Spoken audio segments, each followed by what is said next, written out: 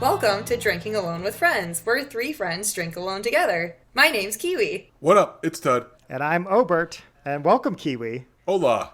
New Tud. Bonjour. I know. I feel like this she's is new Chris today. It's weird because Tud and I don't get to be on the podcast that often together. Usually I'm here and I'm taking Tud's spot and I'm new Tud. But now actually I kind of want to like just shine as Kiwi. Like new Chris is kind of like a downgrade from just being Kiwi. You know what I mean? That's true. I do. Yeah. Yeah. It's like a lateral move to be New Tud, but you don't want to go down and be Chris. You want to be Kiwi. Exactly. Yeah. So I mean, that's kind of like my gameplay here. I've headlined. I've started the podcast off, and this is my new era of taking reign and control. And ultimately, Okay. each episode does need to have its designated Twitch streamer. So you have to We take have that someone to mantle. fill that role. Yeah. Yeah. No. Exactly. Exactly. So, thank you for having me. I know it's been like a little hot minute. Yeah, it's been a while. We heard you were determined to get here, no matter how ill you felt or whatever other technological obstacles were in your way. I mean, I'm currently sitting in a hotel room in the middle of bumfuck Pennsylvania with pretty allergic reaction going on all over my body, and I'm still here. Yeah, you're starting to look like that blueberry person from Willy Wonka. So Veruca Salt, I think. Yeah, there maybe? you go. So just calm down a little bit and let's rein it in a little bit there, Kiwi. I know. She actually really did. That scene terrified me as a child. That left a lot of trauma. That and the scene when they're in the tunnel and the chicken gets its head cut off. I don't remember that scene. Remember that scene. Yeah, in Willy Wonka, there's like they're in the tunnel. I know on the when boat, they go in the tunnel. and it's like flashing images. One of it's like a chicken getting its head cut off. Really? Oh, God. 99% sure. Traumatizing. The movie that scared me as a little kid was The Brave Little Toaster. I don't know why. That The movie Brave was Little Toaster fucked up. scared the hell out of me. Well, there's the trash compactor scene. Oh yeah, that scared me. The vacuums always scared me. Doesn't It's a one of them- traumatizing movie? Doesn't one of them just like full on just end their existence by choice? Does I think it? so. But again, it's been probably over 2 decades since I saw that movie. I want to rewatch it. I just remember it was genuinely way too traumatizing for a child. That one and what's the one where like the off-brand Russian Disney princess, but it's not Disney, so it's like bootleg? Anastasia? Okay. Isn't that Disney? No. Oh, I thought that was Disney. I'm learning things at 35 years old. The villain Why is literally Anastasia so traumatizing? the villain literally burns his entire skin off screaming blood-curdling scream and just like as a skeleton. That's messed up. Whoa. And like I'm pretty sure like and then you when you find out that like Anastasia never lives, like that's also a little traumatizing too. Like teeny tiny bit. Spoilers. Sorry, I mean I was just going to go watch it. it came out in like 1995. You've had enough time. 97. I had two whole more years. You've already Googled it? I have. Google melting skin with that. See what comes up. I had to figure out, like, I did not believe that it wasn't a Disney movie, but Kiwi's right. No, it's like What it's is like a it? bootleg. What is it? It's bootleg. It's Russian Disney? I see Disney is the publishing house. No, it does not. IMDb does not make this easy to find out who published it. I'm sure. However you spell Disney in Cyrillic letters. I'm pretty sure I did hear some type of rumor or read some type of rumor, and also like I could be imagining this, just like I'm probably imagining the chicken getting its head cut off. But I also think that's real. That Disney is going to be purchasing Anastasia or something like that from the bootleg company. It was published by Fox Family Films and Fox Animation Studios and distributed by 20th Century Fox. So I believe Disney now owns it because they bought 20th Century Fox. Okay. Hopefully, The movie for me that was traumatizing as a child was I saw not the entirety of Terminator 2, but I did see the scene where they go back in time and, well, the whole thing, he's gone back in time. But he goes to use like a sniper rifle to shoot the guy who creates Skynet. And after that, as a child, I was traumatized that like someone was outside my window with a laser scope sniper rifle about to shoot me in the head. yeah, traumatizing. Yeah.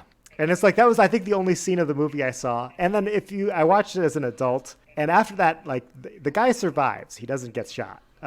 But I think I left the room before I got to that part. And it just, stuck with me, scarred me for life. No big deal. No, that one's. I can see that. I mean, I remember, and especially because it's fitting because I'm in a hotel now. But I remember being in, watching some horror movie where like the guy opens up the peephole to like, or like goes up to the peephole to look through the hotel window door because like someone knocked, and then just like a sharp object like went through the peephole in the hotel door and like stabbed him through the skull. So I never look through peepholes anymore. Oh, I have a newfound fear now.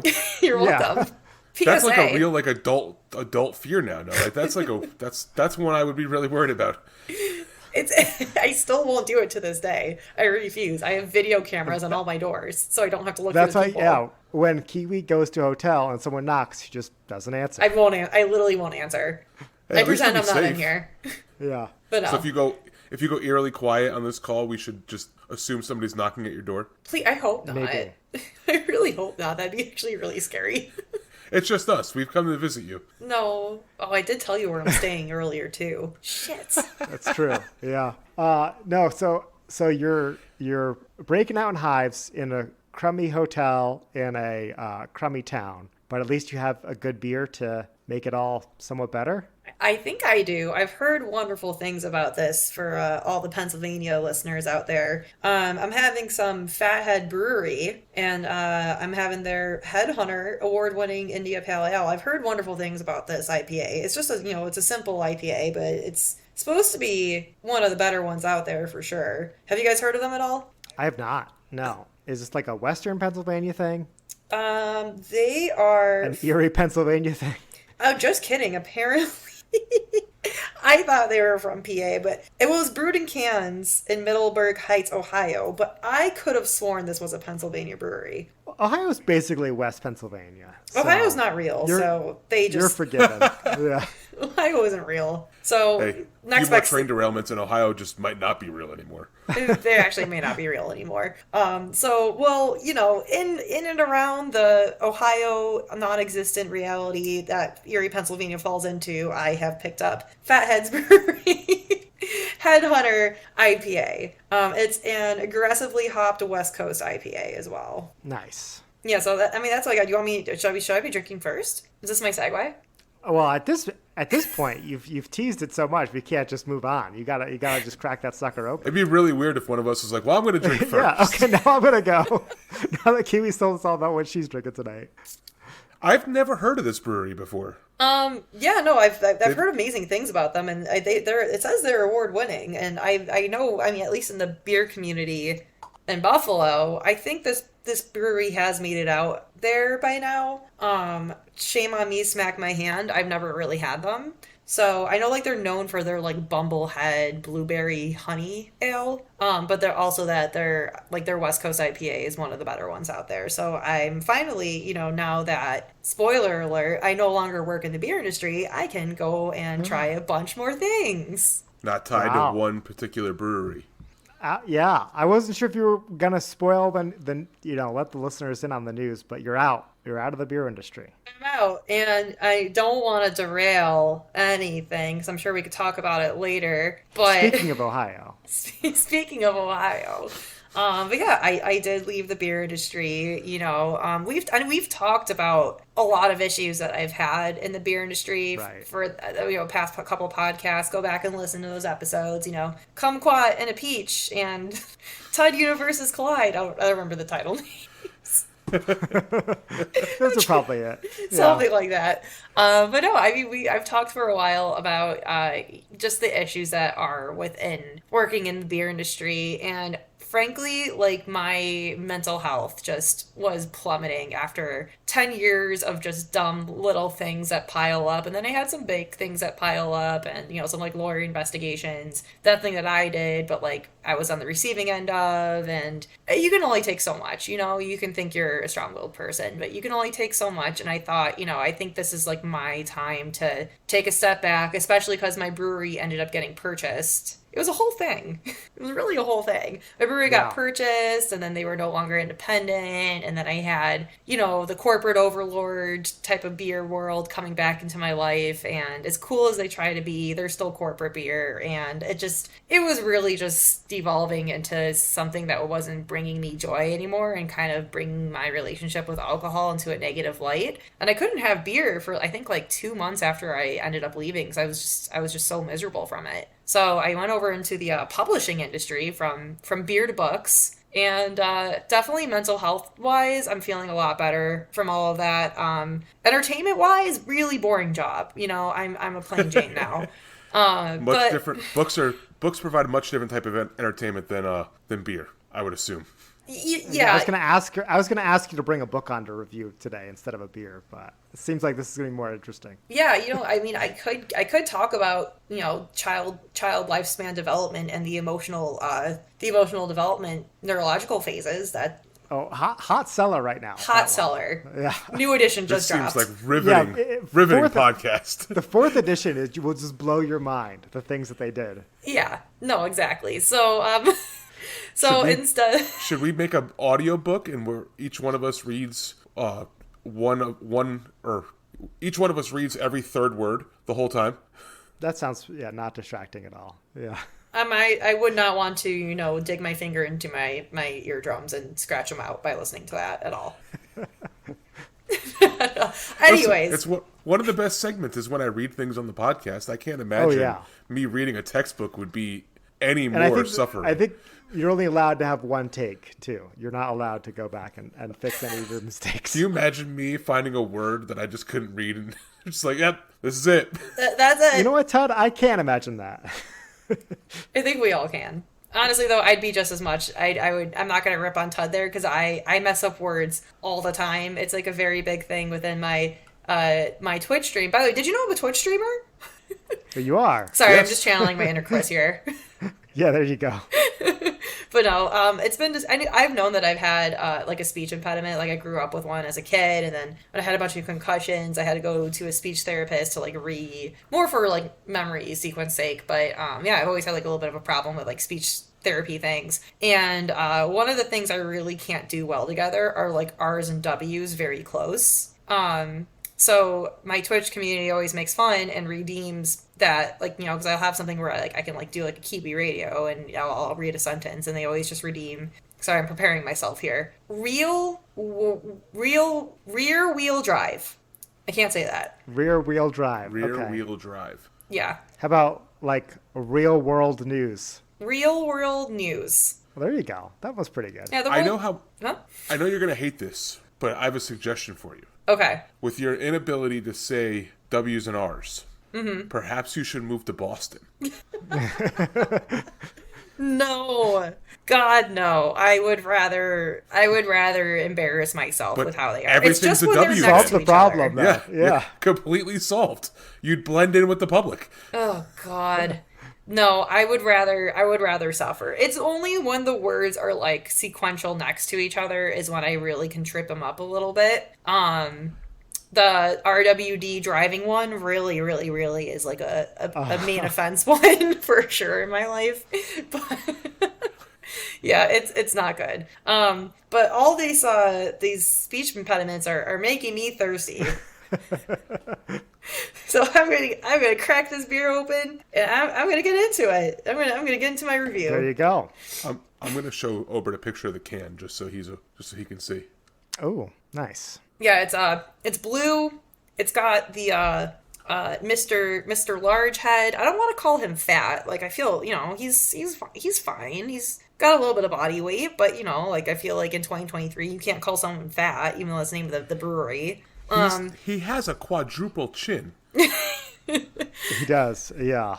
As Cartman from South Park would say, he's just big boned. But yeah, he's got like two little pigtails with some beads, and he's looking a little tribal. And now that I'm realizing with like the name Headhunter and the spears and the native wear on him, I feel like 2023 would also not appreciate this. Yeah, this Headhunter's about to be canceled any minute now. Headhunter's really about. I just realized the name too, and I'm like, this is okay. Well, Yeah, a beer from a different era, maybe. Big old fat white man with the what's Charlie Chaplin mustache, some sunglasses, and some cultural appropriation on the side. I'm glad that you And picked out Charlie Chaplin there, because I would have said somebody else that also should be canceled in 2023. Yeah, that mustache also is not. Yeah, all around so far, can wise and logo wise.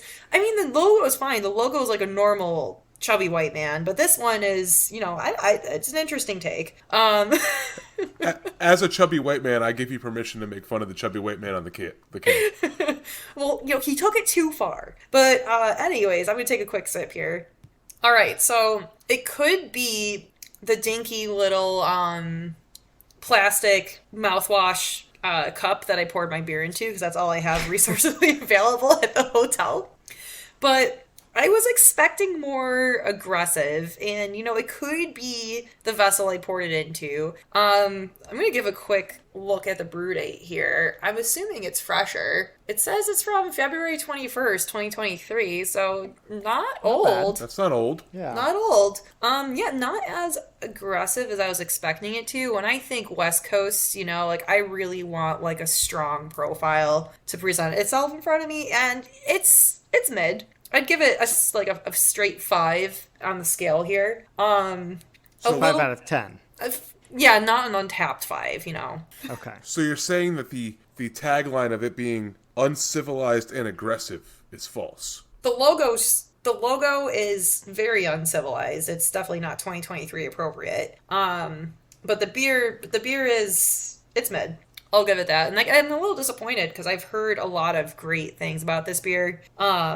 And that, I guess that was back in the day when West Coast was still popping and, kind of predominant in the industry before the Juicy Haze craze really took effect. But yeah, it's not, I don't know. It's just, it's all right. It's a decent beer. It's aight, as Chris would say. It aight, but it's mid, just like Ohio. Just like Ohio, the aggressiveness isn't real.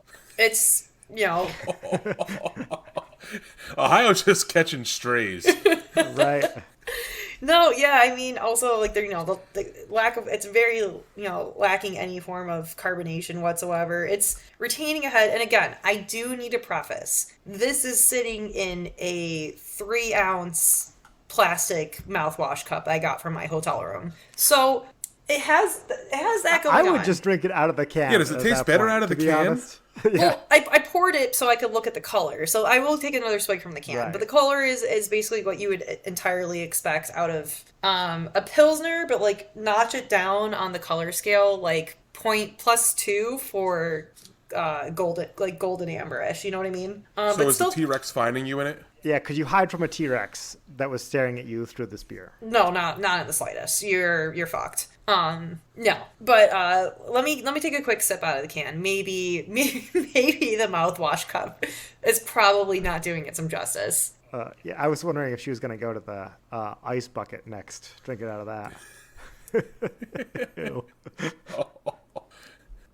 All right, I will say, I give you credit for not drinking out of like the glass, like an actual like physical glass in the hotel room, because I can never bring myself to do that. No.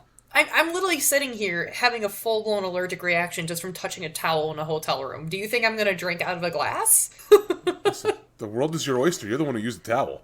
I washed my hands. What was I supposed to do? Pants. Yeah. Actually, that's logically and statistically proven to be the best alternative and the cleanest alternative to drying your hands in the bathroom. People have done culture swabs of like the air, the towels, the regular blow dryers that like you would press the button and then put your hand underneath, and then the ones that you put your hand in like downwards that doesn't touch anything. And all of the methods create bacterial and germs except for the good old air dry handshake / like, I mean, you could put it on your own clothing, but your own clothing might have bacteria, so the best thing to do is just air shake it and move on with your life. This is a real study. Did you read it in a textbook? I did not read it. Getting real bored in that hotel room. The funny thing is I'm not a reader in the slightest. Video games, don't read instructions. I skip tutorials. I don't read rules in board games. I hate doing it. That's what Mr. Kiwi does. He reads every single rule for me. I hate doing it. I lose attention, and it ain't it for me. And so the fact that like I sell textbooks, everyone like genuinely makes fun of me for this now because they're like, you don't read. Like, I listen to audiobooks. I get through books, but I listen to audiobooks. Hey, at least you find a way to get through books. I just listen to podcasts. That's true. I listen to podcasts too. You know, my favorite one out there is drinking together with friends. New competitor that just came out recently, where the friends are actually in the room together. The hot new podcast just dropped. Yeah. No, I kid. But yeah, I took a swig from the can. I will say it's a little better from the can. I'd give it like a good 7.5 out of 10. I'm not doing Untapped yet because like my mind just isn't ready to logistically process that because it's not logical. But it's definitely like a beer I could buy a 6-pack of and have. You know, it does leave that like classic West Coast bitterness palate a little more from the can.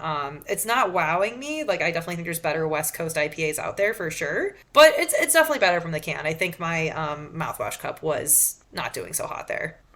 So 7.5 out of 10, but not on the Untapped scale. So if you had to translate that to Untapped, what would you translate that Untapped? Personally, see, Untapped, I would give it like a 3.75. Okay. And I feel like that's not a 7 out of 10. Well, that is a 7.5 out of 10. Yeah, 7.5 out of 10. You're right in line. Yeah. Why am I not picking this up properly? 3.5 plus 3.5 is 7. No, 3.75. Oh, yeah, that's where you get your 7.5 from. Right. Don't worry about it. It's a good thing that you're selling textbooks and not doing math textbooks. I don't sell math textbooks, so you know that it's what it is. Okay, well, I would give it a 3.75 out of 5 on Untapped. And if I was to pick, can I hear how many ratings there are? A lot of check-ins. Yeah, do you want to know how many check-ins? There's one. I'm expecting a lot. 125,294 check-ins. I can't believe I've never heard of this beer, by the way, for it being this popular. Yeah, it's very popular. I've definitely heard about it for like a long time, the brewery. I've only ever like had their Bumbleberry Blue Honey Ale or whatever. But I never had their actual IPA, but I've always heard great things about this one. I'm going to give it Untapped wise. I'm going to say a 4.07. So, you are right to go up, which is interesting. So I want to know more about that. But it is a 3.95. I'm going to take that. Pretty good guess. That might be one of my best guesses I've had. Why did you go up? I'm curious. Just because of popularity. You know, I'm thinking of the classic. Most people are going to give this a 4. And like, you know, I thought it'd be a little bit more upwards. But again, just Ohio isn't real, but if it was real, this is probably the best thing since sliced bread to Ohioans. Ohioans? Yeah, we'll go with that. Yeah. Because I mean, outside of that, I can't really think of anything else in Ohio outside of like Great Lakes or Rheingeist, maybe. I don't even know what that is. Yeah, yep, there you go.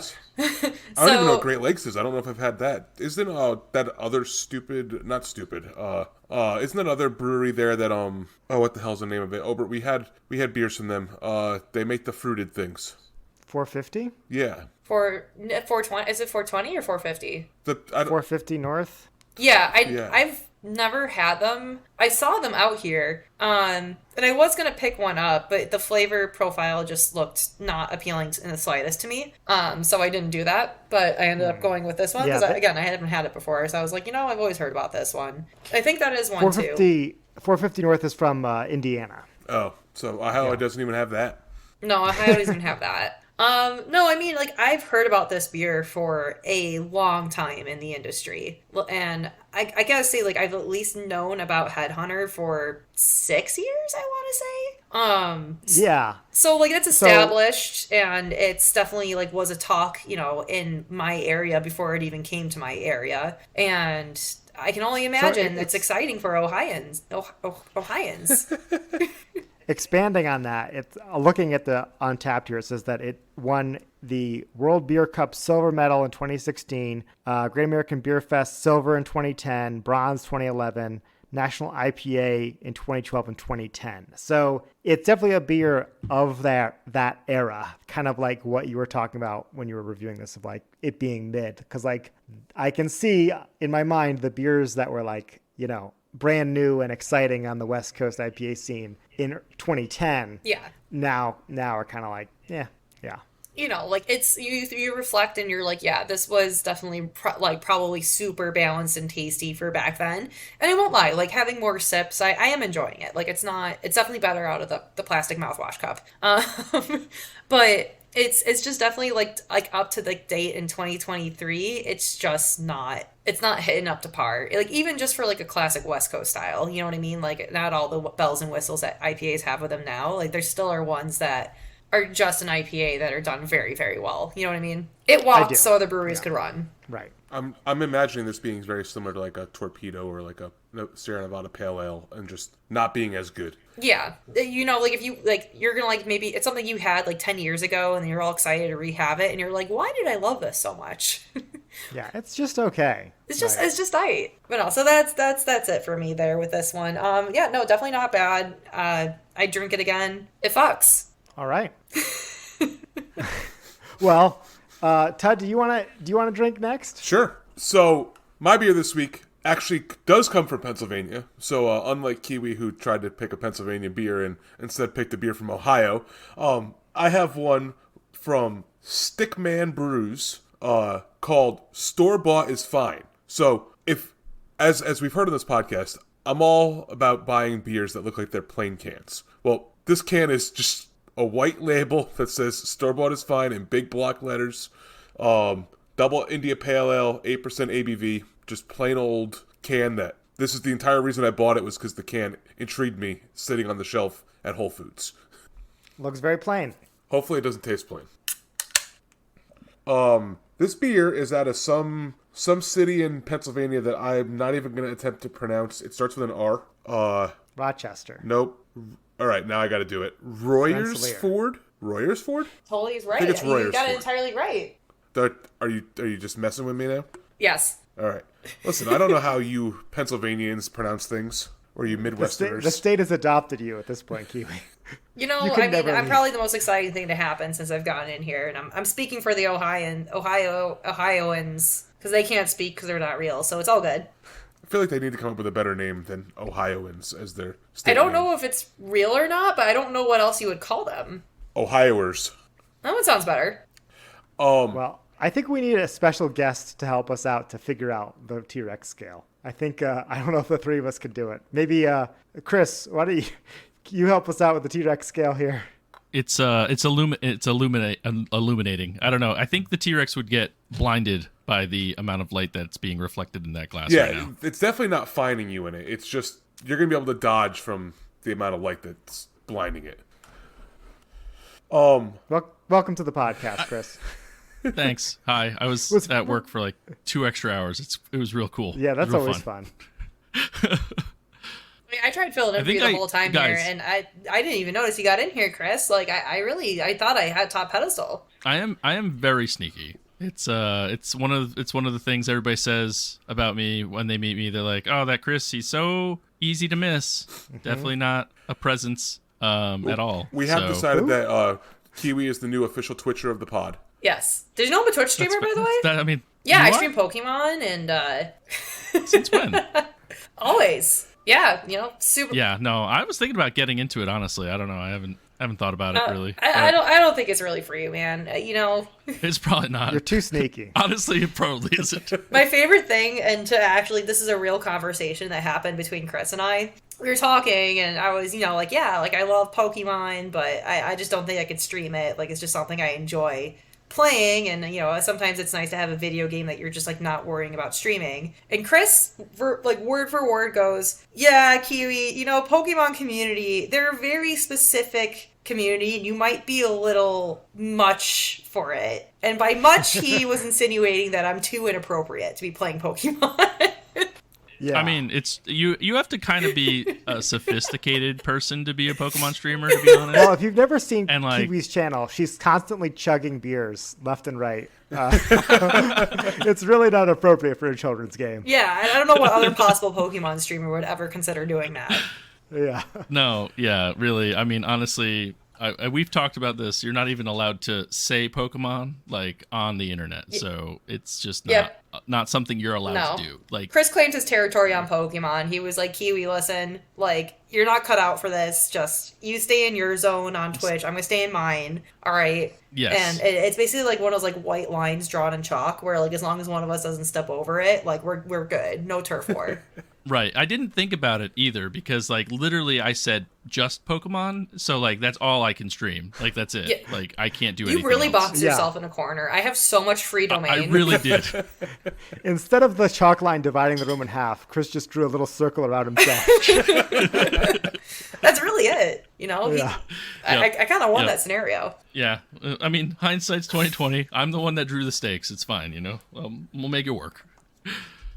Well, first of all, I have to point this out. I've noticed the difference that in the pronunciations of the name Pokemon. So I'm curious to know, is it Pokemon or is it Pokemon? Because one of y'all pronounces it Pokemon and one of y'all pronounces it Pokemon.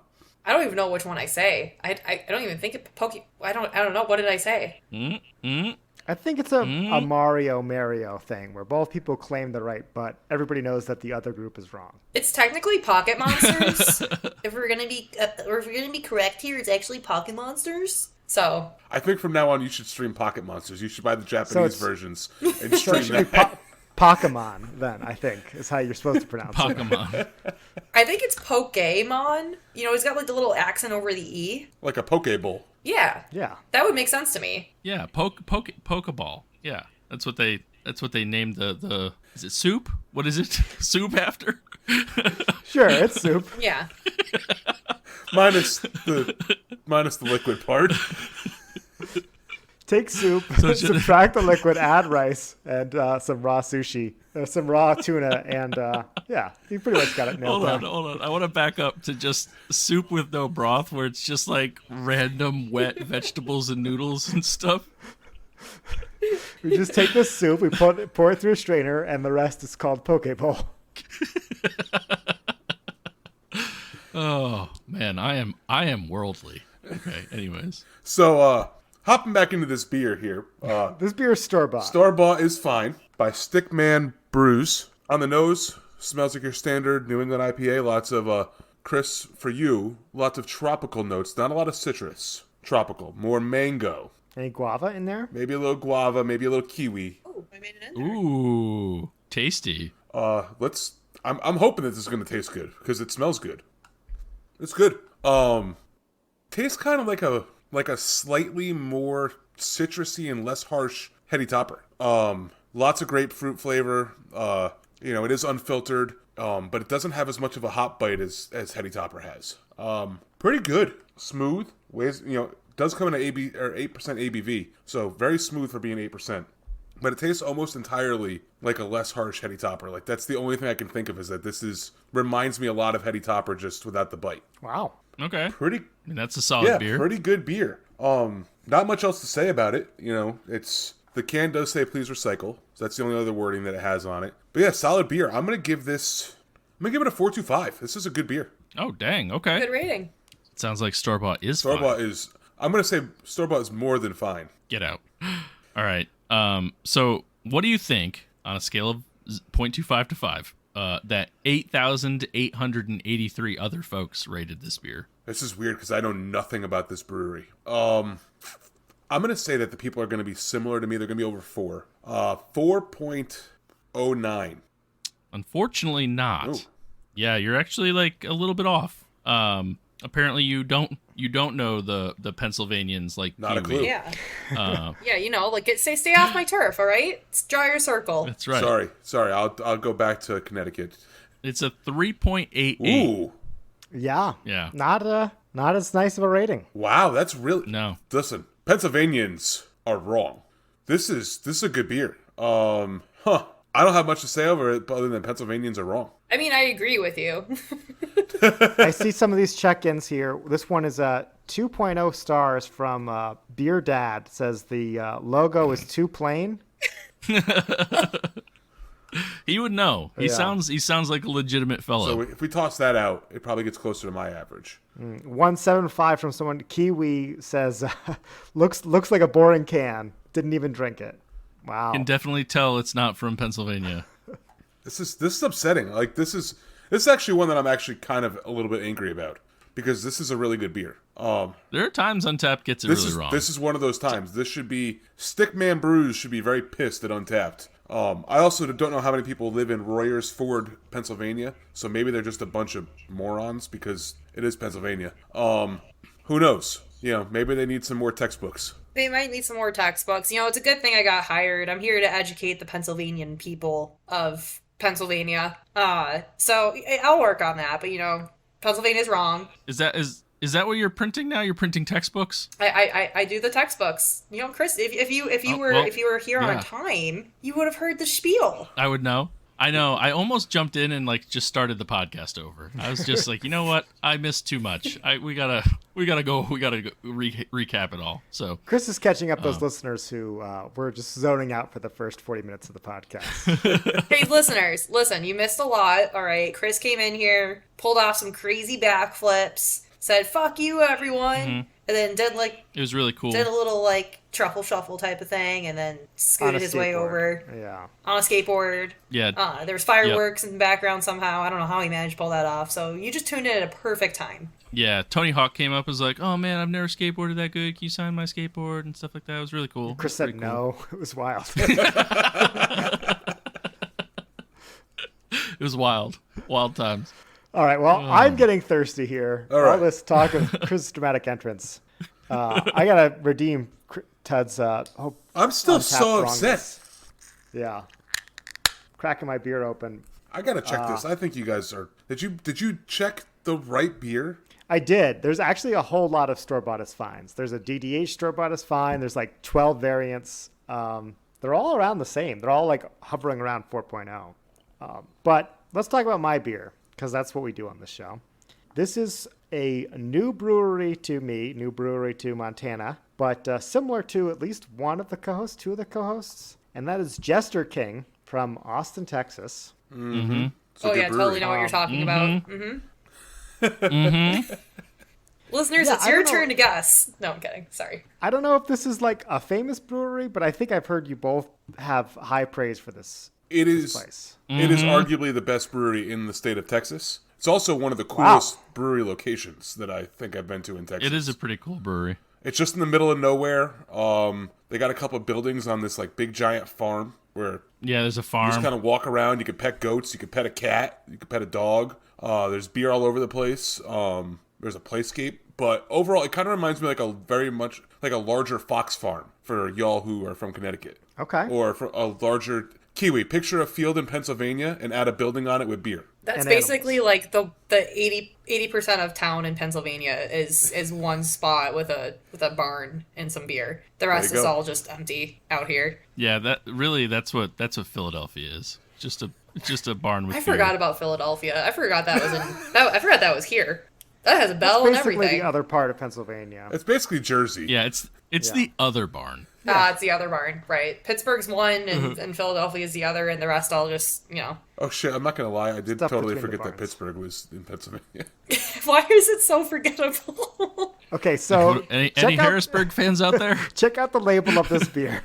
It is called Le Petit Prince, and it is their farmhouse table ale, or table beer, sorry. It's basically an alien dressed up like a French prince with weird white makeup on and big alien eyes. And I didn't realize it when I bought this, but this table beer weighs in at 2.9% ABV, which might be a new low for the podcast. I don't know. I'm a little disappointed that I paid $4.50 for a single can of a beer that's under 3% ABV.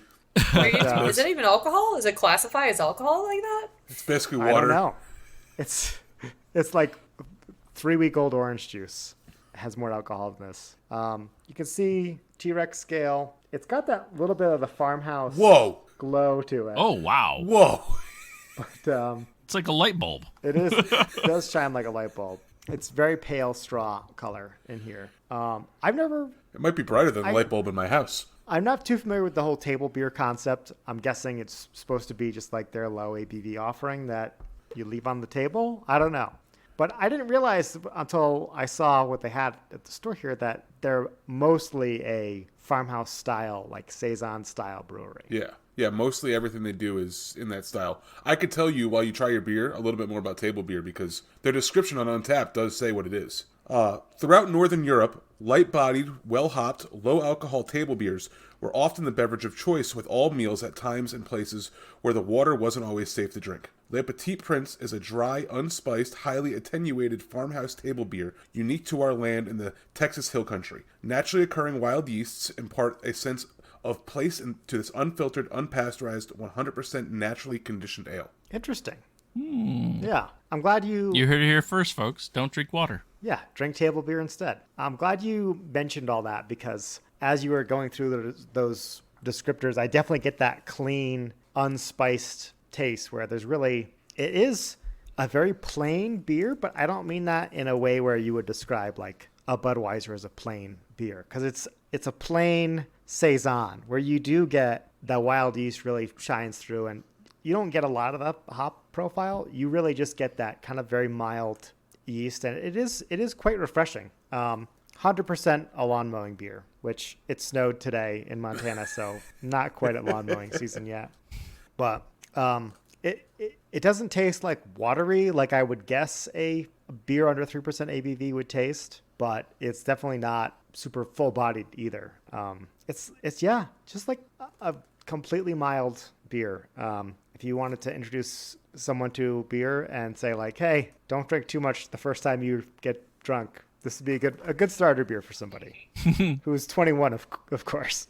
Do you think you could almost, like, I wonder what the calorie is if this could fit under the low calorie beer, like, category of, I can have a lot of these and I not feel bad about it, or that'd be the worst case scenario of it's low ABV and still a crap ton of calories.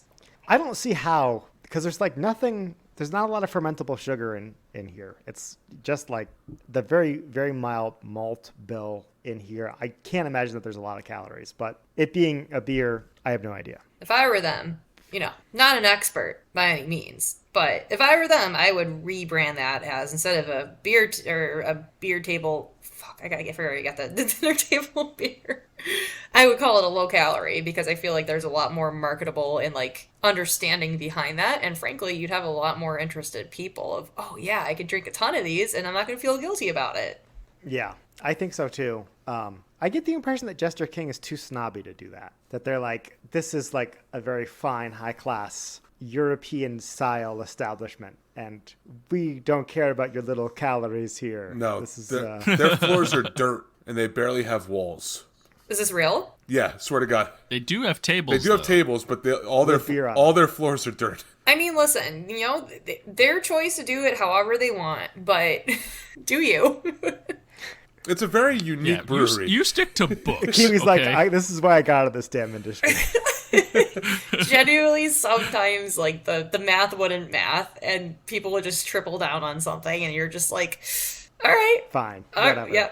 Like my favorite was, when I was working at my brewery, and this national, world renowned brewery, and the whole brute IPA trend was happening for, like, you remember when that was happening for like a hot 3 months? Yeah. Oh yeah. Like, it was so quick. And, of course, when you're like, we're an independent brewery, but we were still very nationally renowned. And they sent out a marketing thing to the salespeople. We have to answer it on MailChimp or something. And it's like, oh, should we brew a brute IPA? What should we call our brute IPA? And I'm just like putting it in the comments of like, please do not do this. By the time we go through approval, marketing, brewing, can design, label, packaging, all the things we need to get legally done, I'm like, this trend is done. It's already halfway out the door. Please don't make this. Like, every single salesperson doing it, and guess what they still did? Well, they still fucking they made put a New it England out. IPA, right? No, they still... Did it come back the next year? No. They still put the Brute IPA out. Like, it was like 9 months past the trend being done. It's just dumb Yeah. things like that where you're like, okay, don't listen to the salespeople that are legitimately like the finger pulse to the market and what's actually happening out there. But, we don't know anything. So, Yeah, what a beer salesman know about selling beer and Nothing. popular things? nothing. We're not the ones talking directly to your consumers and your people that purchase the beer directly. No. We don't know shit.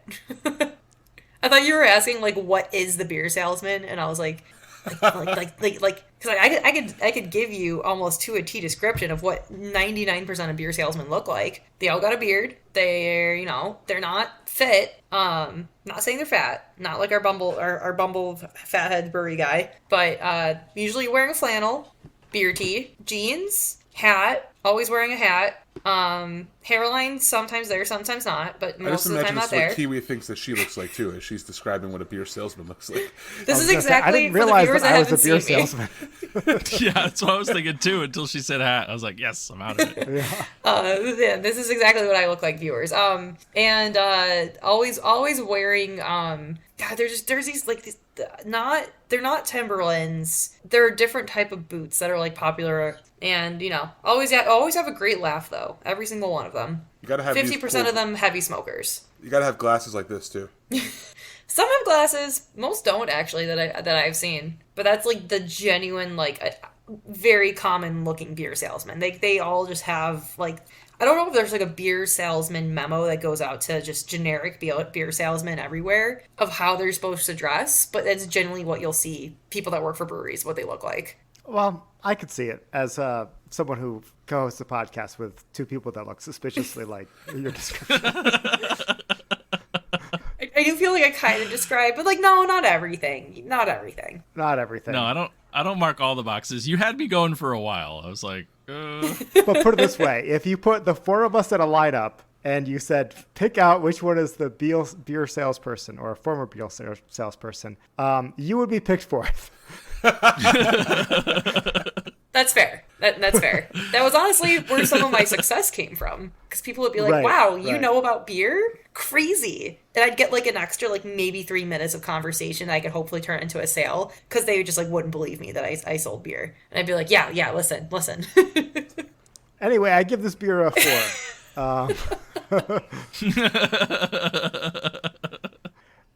It's great. The reason I rate it so highly is because it's a very different beer than anything I've had before.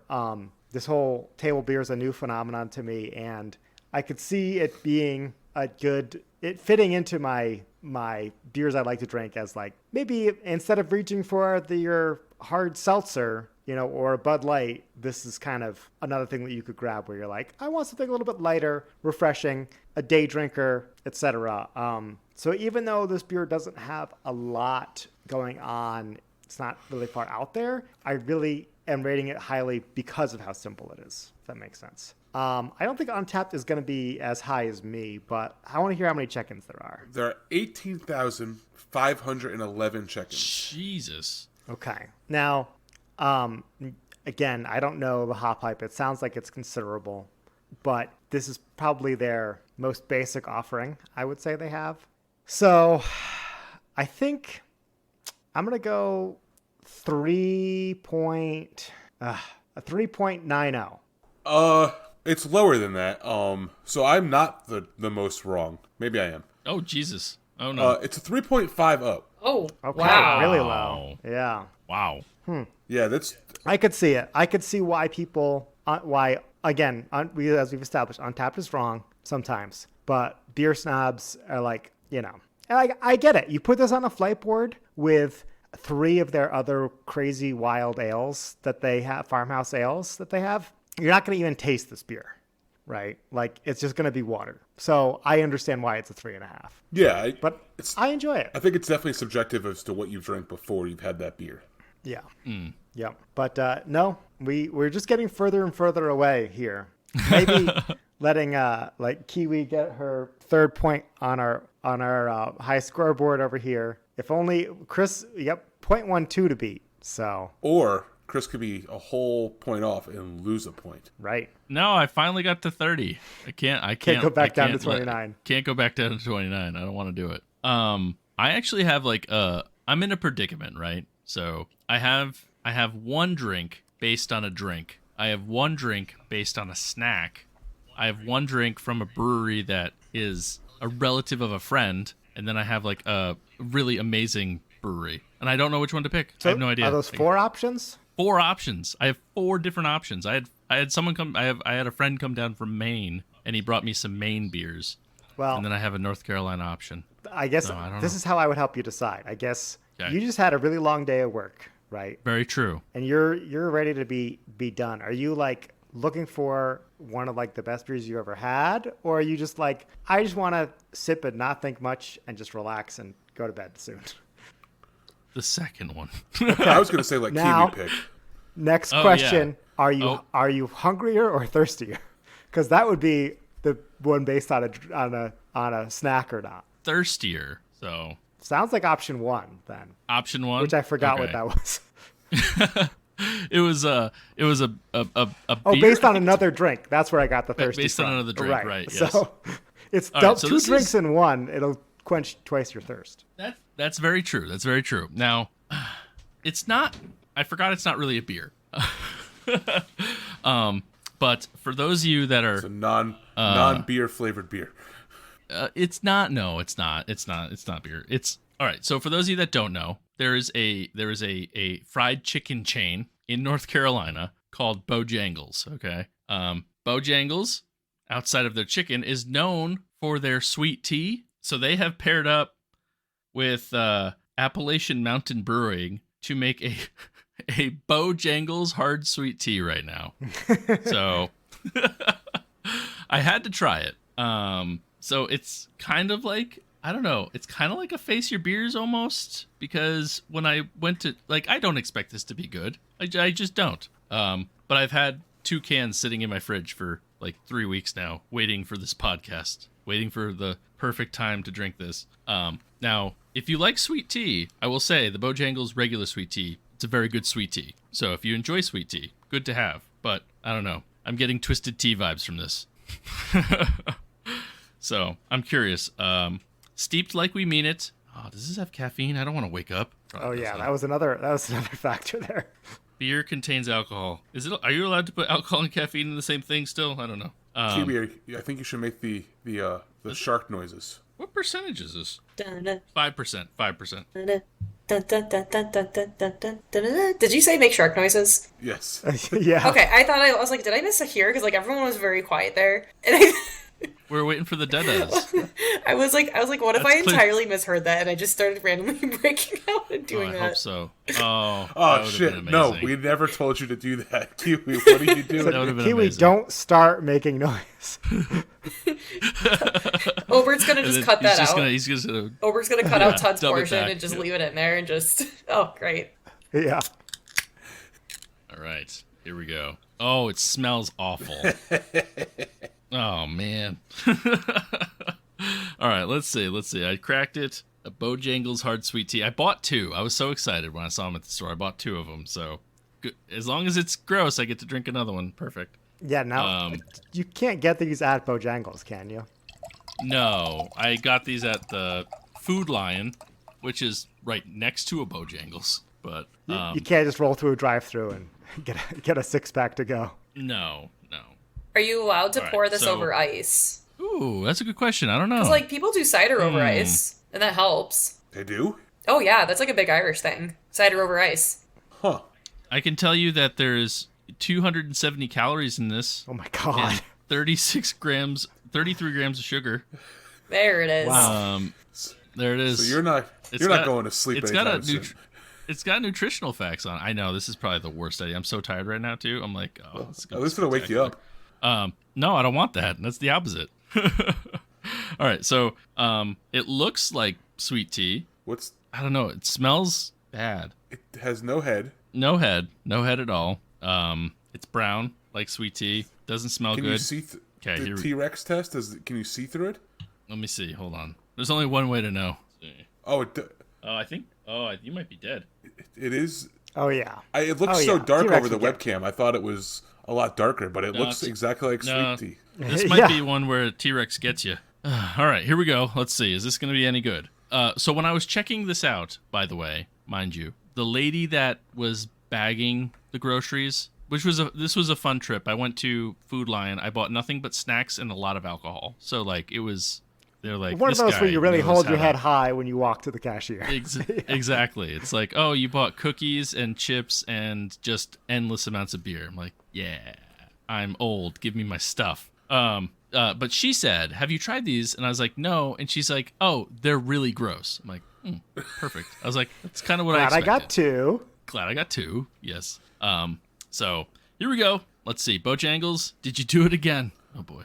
Ooh. Ooh. No. Oh no. I just love the reaction. Ooh, no. His facial expressions are so good right now. Oh no. Oh, it's so bad. Oh god. I don't know how to explain it. I don't know what this taste in my mouth is, but it's like fake sugar and alcohol mixing, I think, or real I don't know. I'm not. It like try it. Ooh. Oh, this was a bad choice. This was not a good choice. I don't even know how to explain it. Like, it does try to start like tasting like sweet tea, and then like the alcohol, and it's only 5%. It's not like a ton of alcohol, but like I guess sweet tea does not hide alcohol very well because like if you would have told me this was a 9%, I would have been like, yeah, it makes sense. I'm getting that kind of grossness at the end, and it's like oh my god, what is it? I like the taste is so like it's indescribable, but I think I can describe it just poorly. Oh god. Oh no.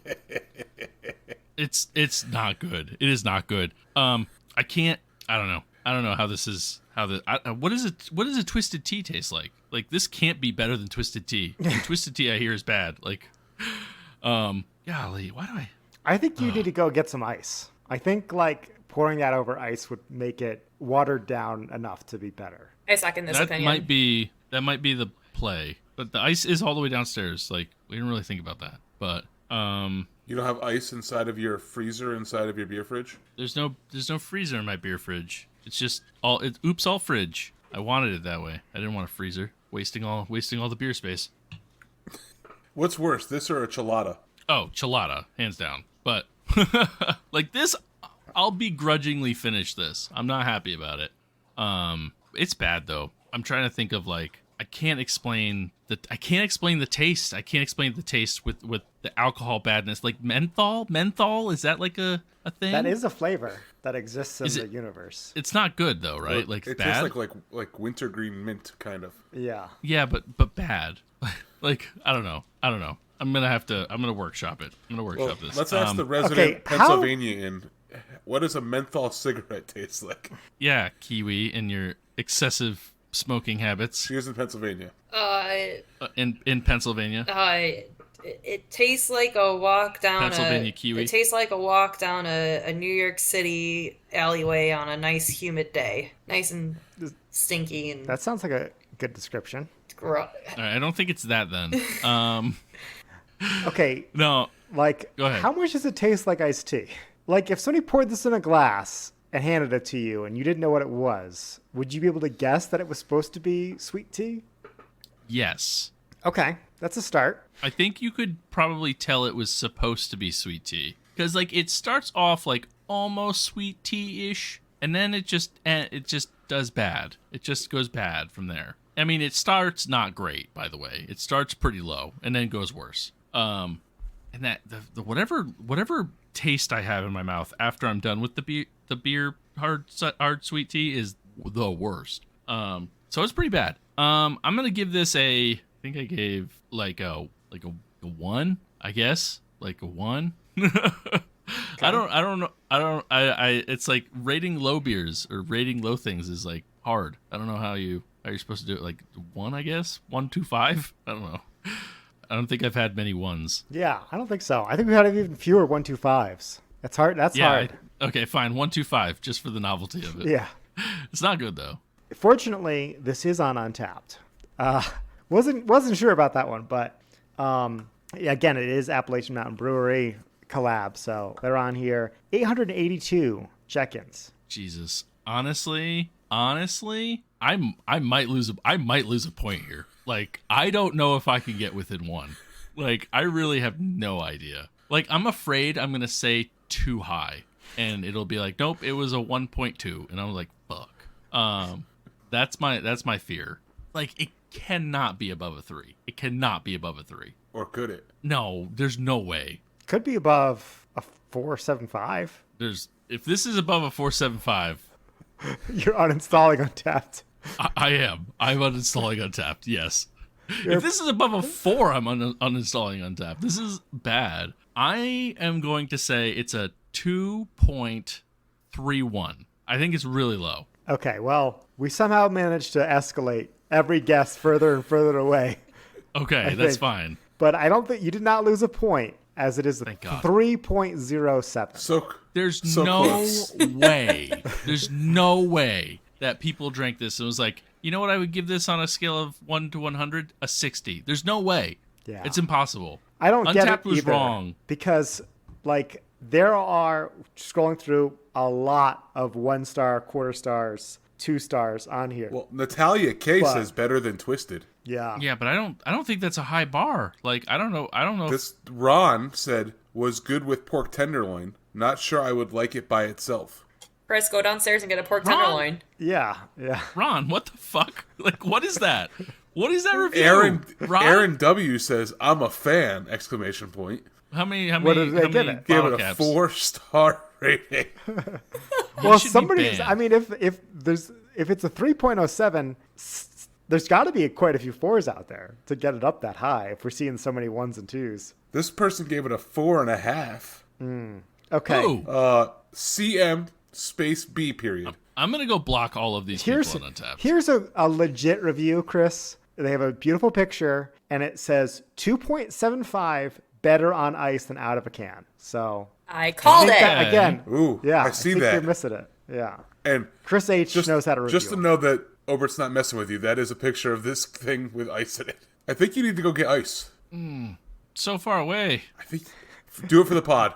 Well, anyway, I have my next can. I will try on ice. there we go. Well, yeah, we demand an update when we get there, but This is gonna be the first beer I drink, just to get Mitchell it over L with. says it's not beer, but it's delicious, dangerously so. Tastes just like sweet tea. 4.0. No, it does not. They've never had Bojangles sweet tea before. Bojangles sweet tea is delicious. It's so good. I think 2 things. You got to try the next can on ice, and then you also have to have raw Bojangles iced tea that you put in the fridge with no ice and see how that is. Hats off to I do that all the time. It's amazing. hats off to the Does brewery it come on ice? for using real tea and well- cane sugar instead of fake shit. 4.5. This is a brewery we went to. Yes. It is based in Asheville. But okay, Kiwi remarkably Nicely done. hung on to her lead, earning that 3rd tally mark under the T2.0 moniker on the leaderboard here. So I'm very well so done. excited. I'd like to thank all the viewers for always believing in me. I'd like to thank Tud for really just screwing the pooch there, and Obert as well, and Chris. I mean, we all saw this one coming. So as soon as you disclosed what you were about to drink, because you're like, drink that tastes like a drink, and I'm like, all right, like, he's gonna have like a spritzer or something. And when you said Bojangles sweet tea, and I said, whew, I got this one in the bag. Walking this one up. Yeah, no, I was really hoping it was gonna be good, but I think it's the same thing as, like, if you ordered a cranberry vodka at a bar and you didn't receive that with ice in it, would you enjoy it? Fair. I mean, probably. I like a good Cape Codder. You're not gonna make me turn my nose up to With it. no ice? I feel like it'd be just too thick and sweet. Oh, I've seen Chris chug Oh, yeah. vodka crayons straight up out of a stein before, and you can Yes. imagine how that ended. Yeah, that was a rough one. That was a bad idea. Huh. Well, never mind. I couldn't. Yeah, that would be a smart answer. But anyway, honk.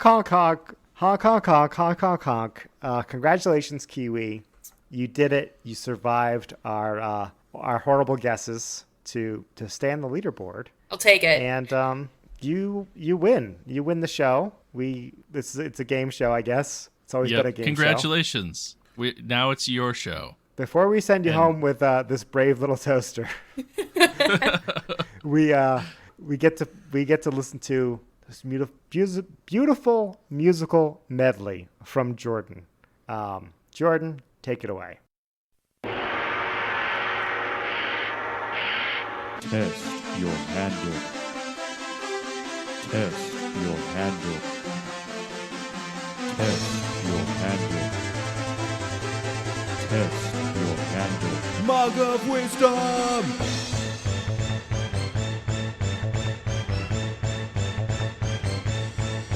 Drink.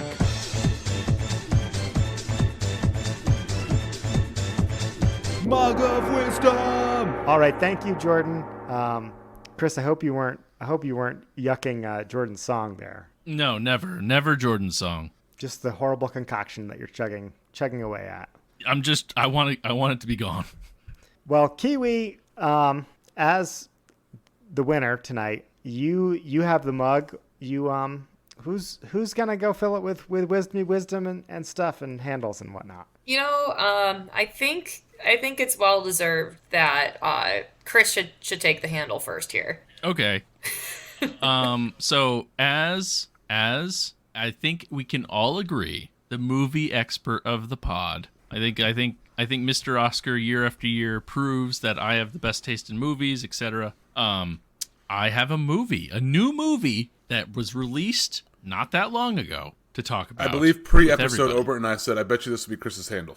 Oh, 100%. We knew it was coming. Yeah. Yeah. So I took my son to the movies for the first time Sunday, just a couple days ago. Yeah. And I can't believe that.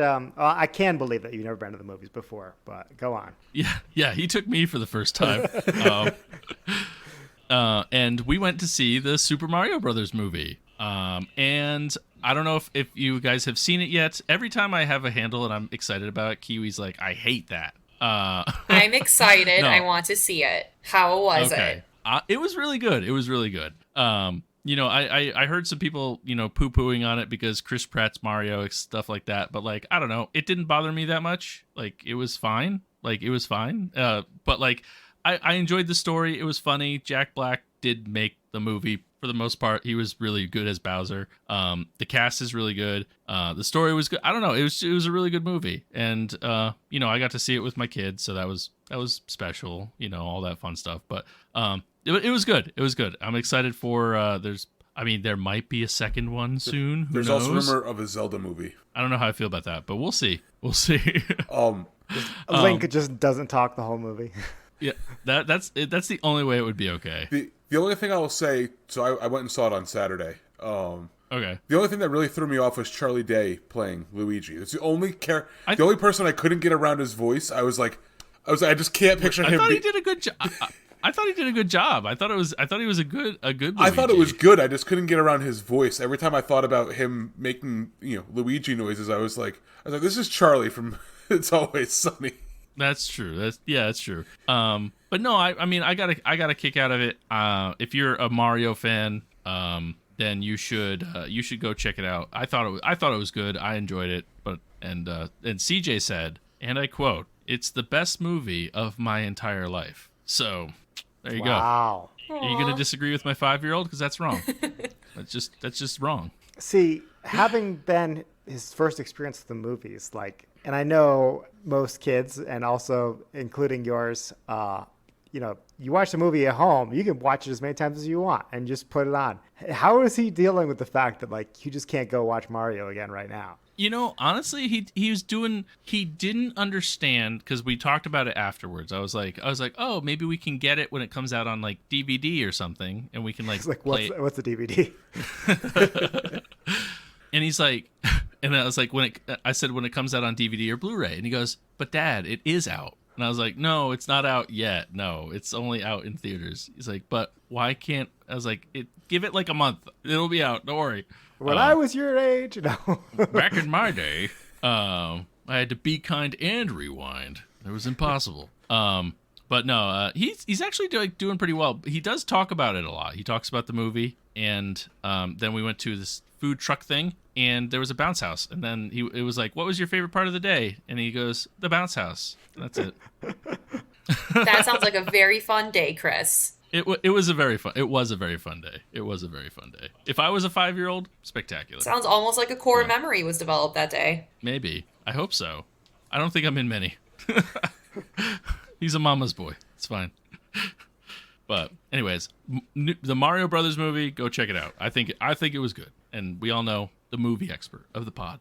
All right, Kiwi. So who's going next? I forgot I keep picking. Crap, I don't know how to be a winner here.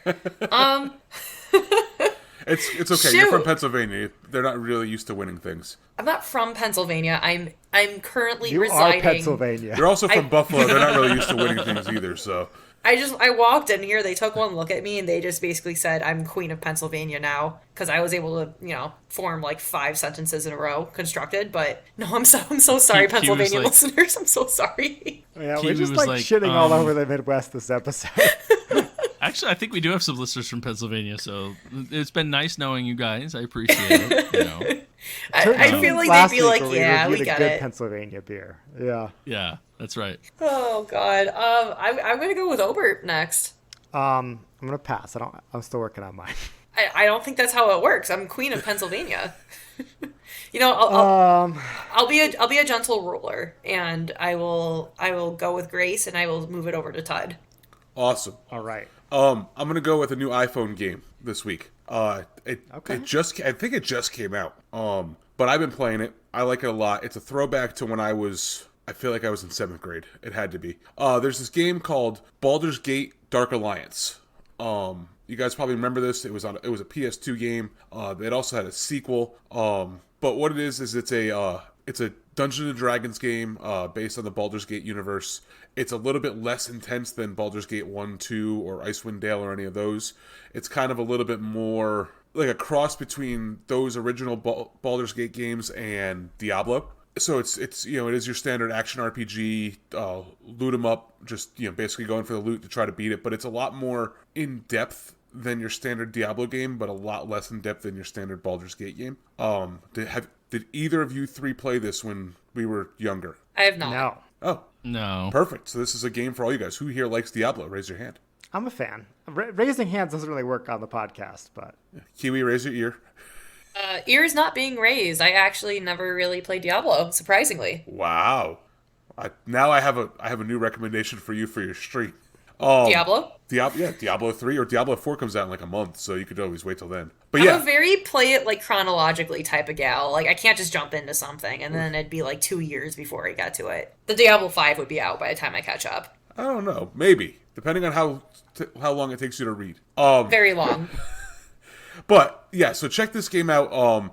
Basically, it's your standard dungeon looter, but it was a PS2 game back in the day, so it's a lot more story focused than some standard dungeon crawler you're gonna find on your phone. It's on sale right now for $6.99, down from $15.99. I don't know why it went on sale as soon as it came out. So go grab it while you can, while it's super cheap, and play it away. You could play it on iPhones, you could play it on iPads. I'm not sure if you can play it on Steam or anything like that. I know it's an iPhone game, and I know that it works really well on portable.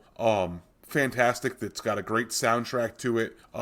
Halfway decent storyline. Your standard storyline, essentially. But it is one of my favorite games back from the PS2 days that kind of scratched that itch and showed me that these types of games were able to function not on PC. Because up until that time, I think I'd only played these action RPGs on PC with a mouse. okay. I wasn't sure. You said it was like D&D. I didn't realize it was an action RPG like Diablo. Yeah. So I got it. Yeah. Interesting. Yeah. It's on sale. Now's the time to strike. It might not be on sale by the time this podcast comes out. This is one for you. You're always looking for games that you can buy that you never have to see an ad. No ad. Uh-huh. This is a game for you. It's right up your alley. This is an Obert game, Obert phone game. Okay. I will 100% watch the trailer when I put the link in the show notes. Nice job finishing that iced tea, Chris. It's gone. It's gone. Yeah. It did not get better. You look so proud of yourself for this one. I'm not. I'm dying on the inside.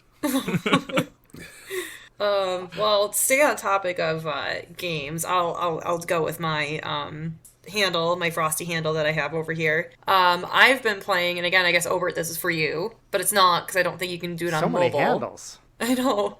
I've been playing Across the Obelisk, and I hope, Obert, you haven't played this yet or talked about it. No. Okay, perfect. So Across the Obelisk is a roguelike, dungeon crawling, deck building card strategy game. And it's very fun, and I'm very much enjoying it. It's kind of like if you mixed Slay the Spire with Darkest Dungeon. So it's kind of like Slay the Spire, but you also have like a full 4-party adventuring group. And it's got like a little more of like a storyline to it. It isn't necessary for the game, no, lore-wise, but you do need to read because there are different, obviously, objectives and consequences and actions you can take for different pathways that you take down the storyline. And, you're building your deck, and there's poisons and resistance and elements and, all these different characters that you can unlock, and they can have pets, and those pets have things that they can do to like make your character super cool. And I actually haven't still even beaten the game yet. It is pretty tough. Like, I really enjoy Slay the Spire, and it took me a little bit of a learning curve to really get through that game. This one there's so many more bells and whistles that go on within resistances and all the different type advantages with the cards and the enemies, and I'm really, really enjoying it. It's definitely challenging to the mind. And you do get to keep some things that you've earned at the end of the game. You restart with a whole fresh party, but you unlock cards.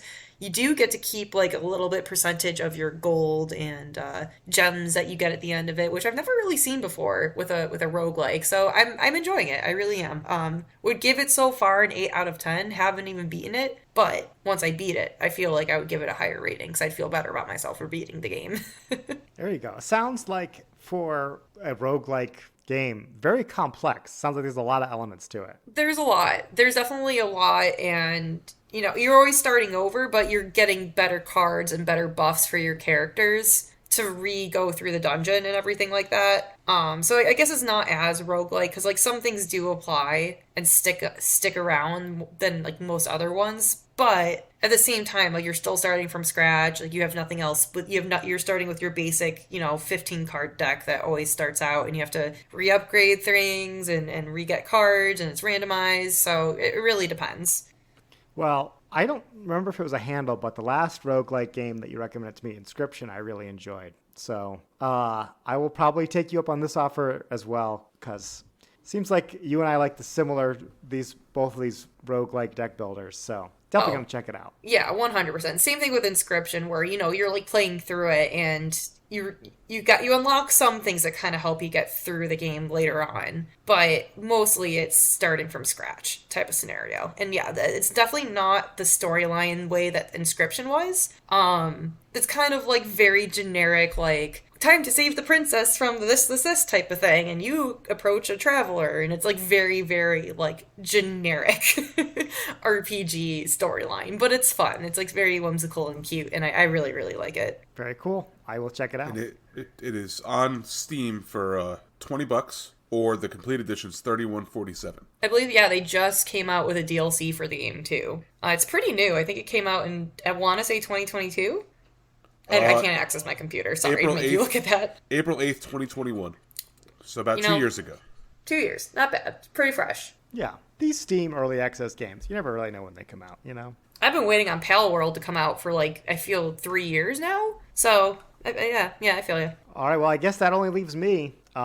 Kiwi, you're a dog owner, are you not? I have two wonderful dogs. Okay. Well, I'm going to give you the option then. Do you want a dog owner specific handle, or do you want like a vacation destination handle? I would like a dog owner handle. Okay, I did kind of lead you into that one, but so I'm gonna ignore my other co-hosts here because they don't have dogs, and I've been waiting for a dog owner co-host who lives in a snowy region of the world to come on for this handle because your dog's outside, they get snow clumping up in their paws. What are you going to do, right? Well, Booties. Do I have the product for you? Oh, I can't. And it's not booties. Oh.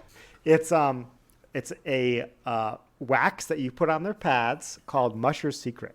It's you can buy it at like Chewy. I don't know if, Chris, have you ever heard of this Chewy.com, a website they sell pet products? No. I buy it at my local pet store. You can buy it pretty much everywhere. But it's the natural based wax. It's like a blend of different waxes that you put on your pet's paws in the winter, or year round.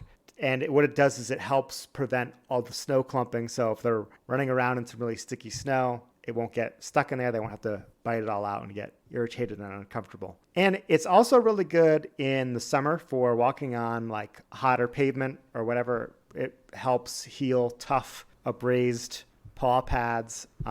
Just like a little pedicure for your dog. It's definitely not all dogs enjoy getting it on, but it makes a huge difference. Sometimes I'll only get 3 paws done, and then Popcorn will be like, fed up with this process, and we'll just go outside. And the 4th paw will always be the first one to get snow in it. So it works. I can vouch for it. And you live in a part of the world that gets pretty snowy. So if you have this issue with snowy paw pads, or again, if you live in like Arizona somewhere and you have hot pavement, whatever, no matter where you live, check out Musher Secret. I use it all the time. I go through like a tub a winter of this stuff. And there you go. That's my handle. I would definitely use this, as Buffalo was #1 snowfall in the United States. We had the most snow. We had snow today. It was 80 over the weekend, and then I had snow today. Yikes. So yeah, really fun. I would definitely consider that for my dogs because they don't have fur. They are hypoallergenic. They're doodle mixes, so they've got that doodle classic. It's kind of more hair than fur, and it doesn't shed. It just grows really, really long. And when they get really shaggy, the snow just clumps everywhere within them, and I just feel so terrible because it's like that can't be comfy. It's gotta be so cold. So I think, and they're pretty submissive. Like I think they would accept me rubbing wax on their paw pads for a little while because I think they'd rather me do that than like aggressively wipe their paws with the towel. They hate that.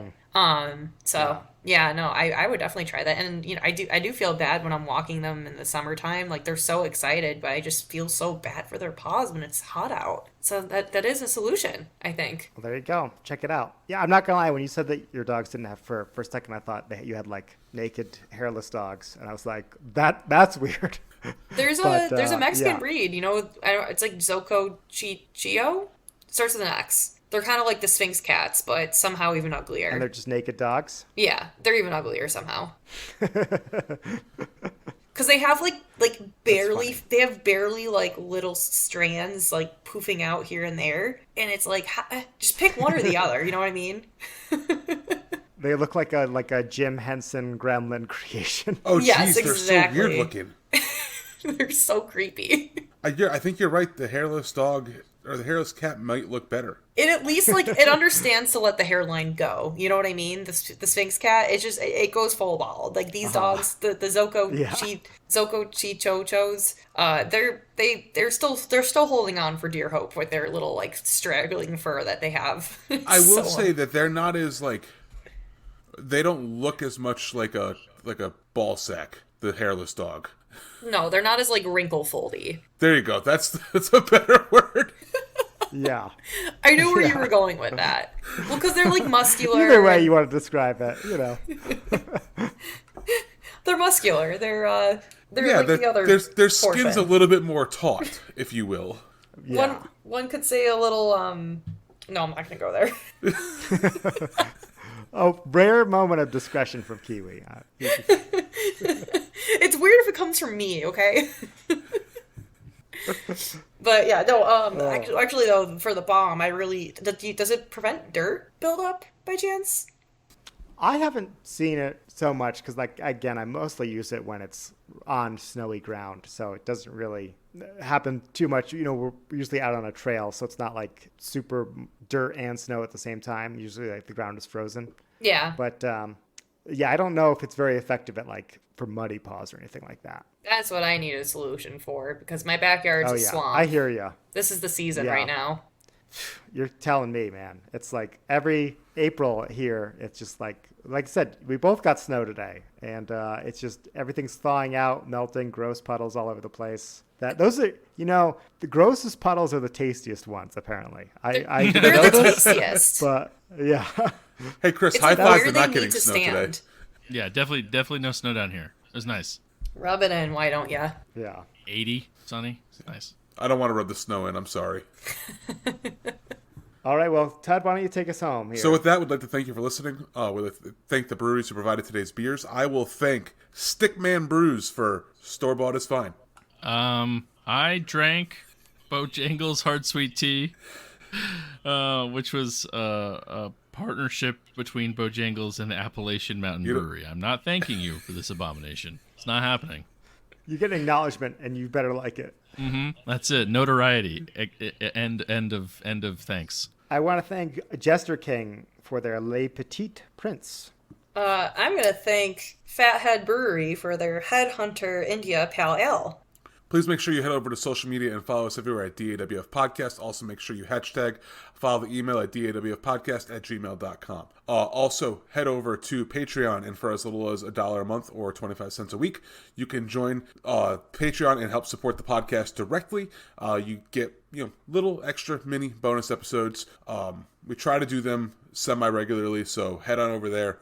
It really does help the podcast. It's a direct way of helping us. If you decide that you do not want to support us financially, you can head over to Discord and join the live conversation over there, or you can post a 5-star review or leave us a 5-star rating or a review on any of your favorite podcast apps. That's Spotify, iTunes, Google Play, Stitcher, anywhere that you can listen to a podcast. That's where you can find us.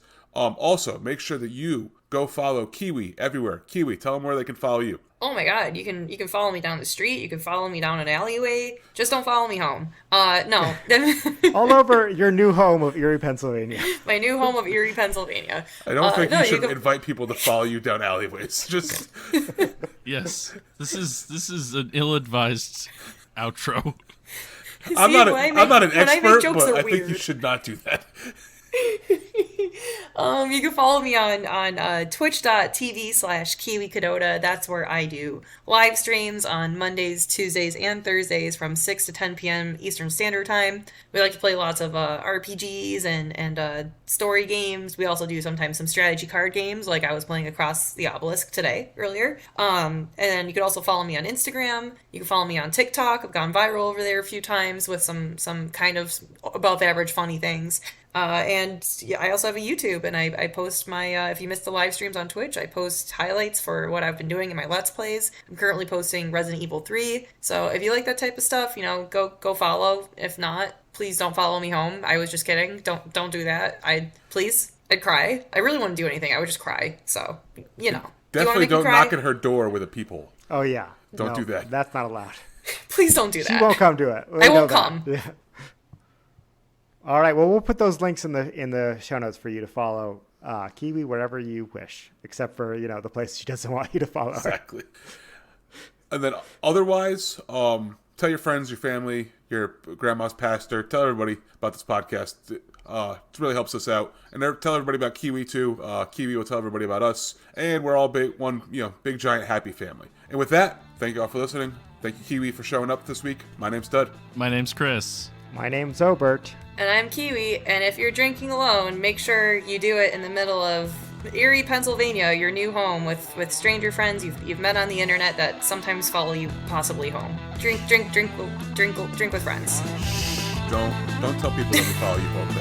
That's not a good look for us either. Kiwi, I'm gonna need you to stay in well-lit areas Yes. for the rest of your visit in Erie. Pennsylvania. I'm worried. I'm gonna have to send you like a headlamp, and you can just wear it around everywhere you go. There's at least 3 things I think I could solidly say I regret already saying on this podcast today.